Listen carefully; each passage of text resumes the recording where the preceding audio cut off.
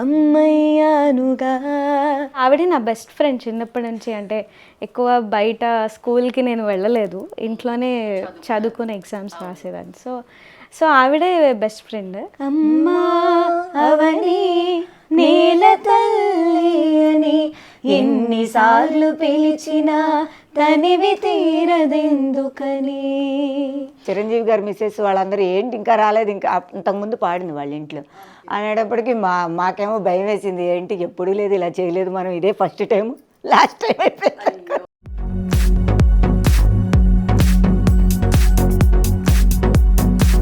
అమ్మకి మీరు ఇచ్చిన బెస్ట్ గిఫ్ట్ ఏంటి? అంటే ఆవిడే నాకు గిఫ్ట్స్ ఇస్తుంటుంది. ఆవిడతో టైం స్పెండ్ చేయడమే ఆవిడ చాలా పెద్ద గిఫ్ట్.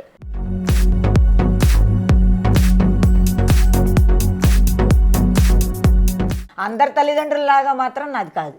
అంటే నేను పడిన కష్టాలు, దాన్ని తీసుకెళ్ళిన విధానాలు, అందరూ నా నాన్నవి అన్నీ కూడా గుర్తుంటాయి నాకు. అవన్నీ పడి వచ్చాను కాబట్టి అదొక్కటే ప్రాణం నాకు. ఎవరు రాయగలరు అమ్మాను మాట కన్న కమ్మని కావ్యం, ఎవరు పాడగలరు అమ్మ అనురాగం కన్న తీయని రాగం.